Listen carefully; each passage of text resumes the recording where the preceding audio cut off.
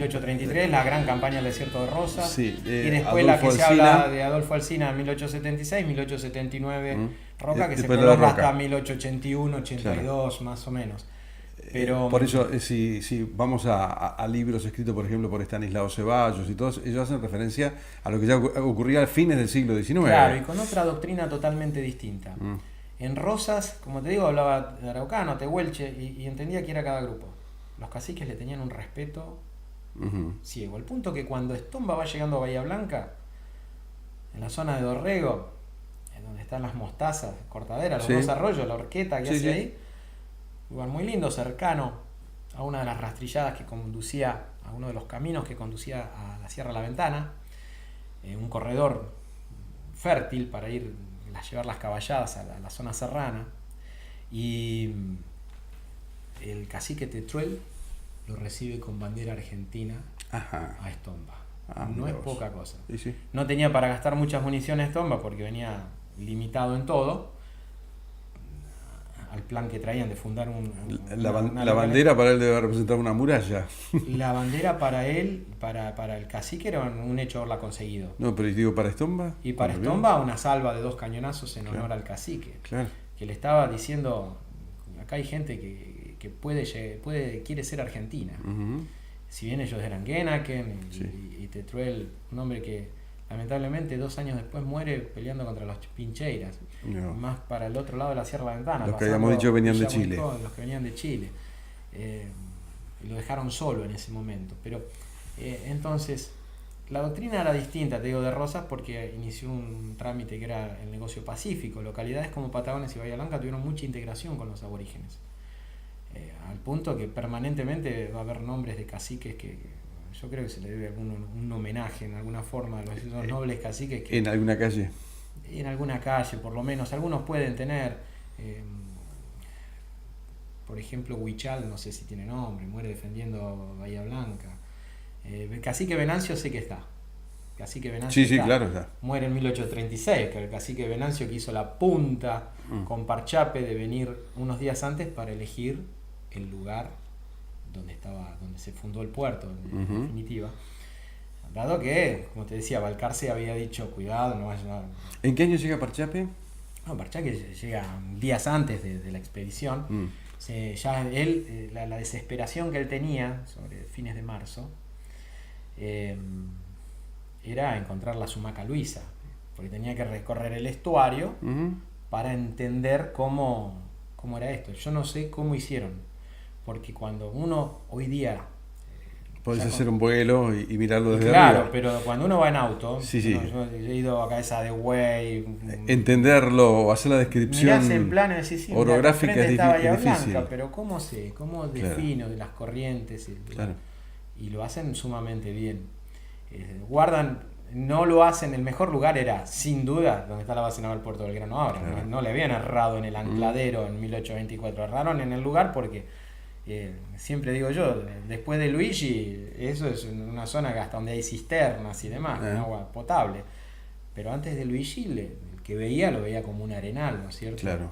De hecho, hoy hay una ciudad ahí arriba y prospera tranquilamente. Y pronto se va a unir a Bahía Blanca. Perfecta observación.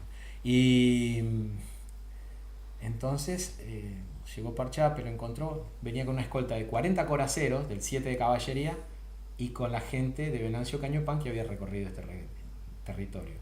Así que muchos dicen, pero nuestros originarios son los tehuelches, no cabe duda. Pero tampoco hay que desdeñar a los araucanos, si bien han venido muchos a robar ganado directa y lisa y llanamente, pero hubo también los araucanos que tienen una cultura muy interesante, o mapuches, como se le dice ahora, que entraron muy tardíamente a nuestro territorio para instalarse. Desde 1580 ya entraban a buscar ganado cimarrón, a comerciar, etcétera, etcétera. Sobre todo aucas, trasandinos, digamos. Y un poco después también araucanos. Pero básicamente hay que respetar al pueblo araucano porque han sido fundadores de ciudades en la provincia de Buenos Aires, entre ellas Bahía Blanca, ¿no? Claro. Así que bueno, fíjate que era una torre de Babel. Claro, bueno, se establece lo que fue el fuerte entre las calles, hoy Avenida Colón, Moreno, Estomba y Vicente López. Exactamente. Eso era una colina que lo describe Barjap, como Sí. quieras decirle en francés, era francés.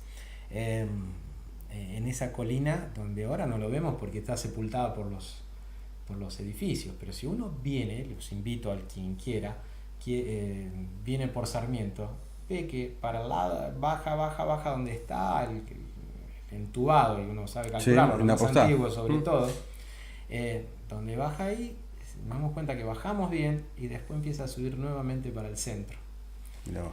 Así que Un bueno, detalle para tener en cuenta. sí, esa colina está el fuerte, estaba en un punto más alto dentro del pozo donde es la isla de la Bahía Blanca. Ahí, como la ahí, llamaban. ahí estaba, se había hecho una isla artificial porque le habían hecho una zanja, ¿no? No era artificial.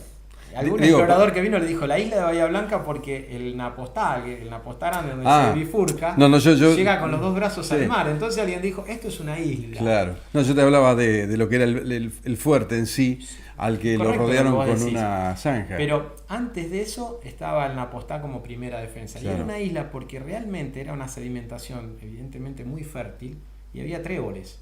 Entonces era una zona de pastoreo y hasta un paraje muy lindo con el arroyo que corría. Era un lugar bonito. El Napostá era, quiere decir donde nacen los nabos, porque había gran cantidad de una planta que trajeron los españoles, pero como el ganado también, es algo que se difundió en todos nuestros cauces en cantidad, aún en el río Colorado. Los nabos. Esos nabos. Así que después los aborígenes lo usaban y servía a modo de papa y lo consumían. Entre las fechas que siempre se recuerdan gracias a las calles está el 19 de mayo. El 19 de mayo le llaman el último malón, pero en realidad no fue el último malón. Fue el último malón que entró a la ciudad y que la tuvo verdaderamente en jaque.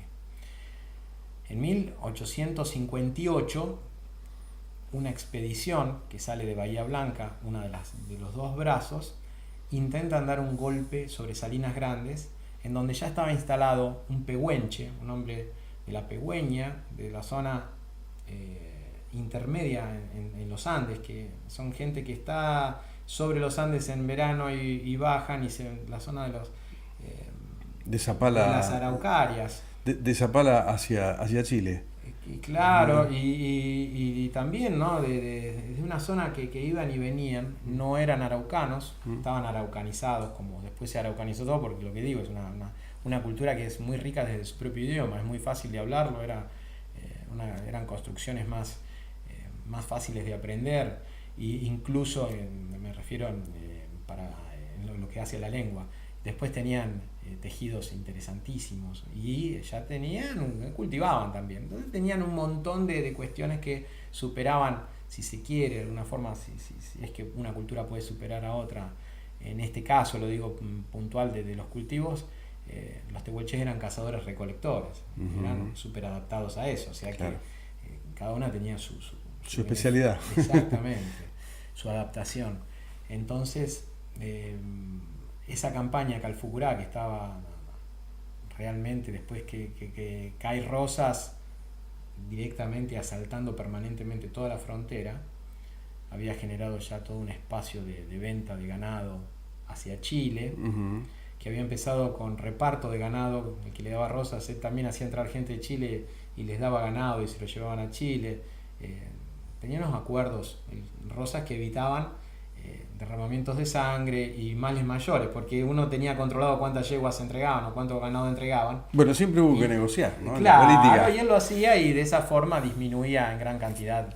De hecho, empezó a prosperar Bahía Blanca a propósito de que acá se entregaba el ganado y claro. venían las comitivas aborígenes y a costo y cargo del Estado se les pagaba de la embajada aborigen que llegaba, se les pagaba el alojamiento, se los recibía, se los alimentaba, se les prestaban los corrales. ¿Cuándo fue la fecha en que se decide ya dejar el fuerte? Bueno, mientras se construía la ciudad, ¿en qué momento y quién lo hace? Eso más tarde lo hace Serri, pero si me dejas terminar el concepto del 19 de mayo, arranca bárbaro la campaña. ¿Por qué? Porque Calfucurá, que era un estratega descomunal, se replegó a La Pampa, y de La Pampa un poquito más allá, y un poquito más allá. Entonces ya las columnas del ejército quedaban con las líneas de comunicación y logística demasiado largas. no pudieron agarrar demasiado. Hubo un combate en Pigüey que fue más una finta, como para tenerlos frenados en cuadro. En la zona del lago de Pecuén estaba también. Claro, sí. La de Pigüé es justo al ladito de donde está el pueblo, muy cerquita del pueblo, algunos pocos kilómetros al lado del arroyo. Y atacan con bandera, porque él respondía a Urquiza, Calfucurá, de manera tal que andaban con banderas con carteles, es decir, con los gorros frigios en las puntas, como era de la Confederación Argentina todavía, ¿no? Pero bueno, el caso es que Calfucurá se repliega y contraataca. Y cuando contraataca Serri dice, veníamos dejando lo que teníamos, llegamos sin caballos, y toda una división, la división Granada, entra al pueblo de Bahía Blanca. Ya se habían notado unos días antes ataques de los aborígenes. La población tenía la legión italiana en ese momento, ya con 200 efectivos, más 200, 300 más que había llegado a esa división Granada. Se sentía segura como en mucho tiempo, desde la campaña de Rosa en 1823 no había habido tanto efectivo. Se sentían seguros. No obstante, él hizo una aproximación súper sigilosa, esa propia de la guerra relámpago. Puso un ejército que ahora se exagera la cifra, eran 3.000 los que atacaron. No eran 3.000, eran 1.500 y era muchísimo igual. Claro. Y puede haber habido 1.500 más los arrieros. Los malones se componían de guerreros que hacían el golpe y grupos que venían atrás para arriar ganado, sacarlo de la zona de operaciones, y el grupo de guerreros iba generando pequeñas escaramuzas para ir frenando, retardando. Bueno, son acciones retardantes, ¿no? En terminología militar. Una estrategia militar. Claro, entonces iban frenando, y ya cuando se metían en lo que es la travesía, pasando la Pampa, no había fuerzas del Estado, en este caso ya era el Estado de Buenos Aires, no podían ingresar a ese lugar. Entonces, bueno, eso es lo que hizo Calfucurá acá. Llegó el 19 de mayo, dio un golpe de mano enorme. La historia posterior es como cuando a uno le pegan y que eras chiquito, ¿no? A mí me pasó, no sé a vos, pero que venías medio roto porque te habían fajado en una pelea de pibitos y... ¿Qué te pasó? Te dice tu mamá. Y dice, no, pero el otro cobró. Bueno, te imaginas. Bueno, es un poco lo que pasó. Eran 3.000, no, eran 1.500. Claro. Pero le matamos 300, 200 y además... Siempre se exageran los números. Sí, y más en los partes. Pero paradójicamente yo tuve la suerte de encontrar el parte de batalla hace no mucho tiempo en el Archivo General de la Nación. Y no dan esos números el que era Orquera, el que era comandante, y Granada. En realidad los indios dominaron el pueblo, lo dominaron. Por eso pudieron llevarse todos los heridos. Por eso quedaron parte de los 1.500... quedaron en el anfiteatro, dice un científico que estaba justo en la ciudad.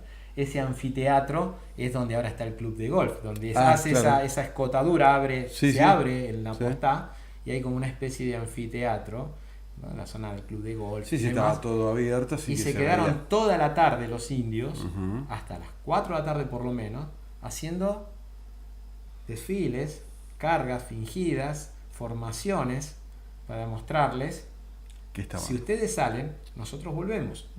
¿A dónde salían? A buscar los ganados, porque se llevaron un montón de ganado de acá. Entraron al corral de González, ya habían barrido toda la zona en la postá días antes, encontré todos los partes. Charlón y se los fuimos a buscar, o sea que ya había indicios de que estaban ahí nomás porque los venían siguiendo, de tomarse la revancha. Y había sucedido otra cosa para ese malón. En 1858 asesinan en Bahía Blanca al segundo de los caciques, al cacique Yanquetruz. El cacique Yanquetruz viene a visitar Bahía Blanca, era absolutamente guapo, de una garra para combatir feroz, y un tipo que a la vez estaba muy integrado a Patagones, lo querían muchísimo, de etnia guena, que también norpatagónica, y lo asesinan en Bahía Blanca. Es fantástico ver el parte de batalla cuando el comandante dice: me mataron a Yanquetruz, como diciendo, él avisaba a Patagones y avisaba a las otras guarniciones: me mataron a Yanquetruz. Fue a mi entender, al cacique Pascual ya lo había mandado un guardia nacional que se llamaba Méndez. A Yanquetruz lo mató el mismo guardia nacional. César, te propongo más adelante hablar sobre la llegada de la Legión Italiana. ¿Cómo no? sería segundo capítulo. El segundo capítulo te parece bueno, bárbaro. Gracias. No, gracias a vos por invitarme.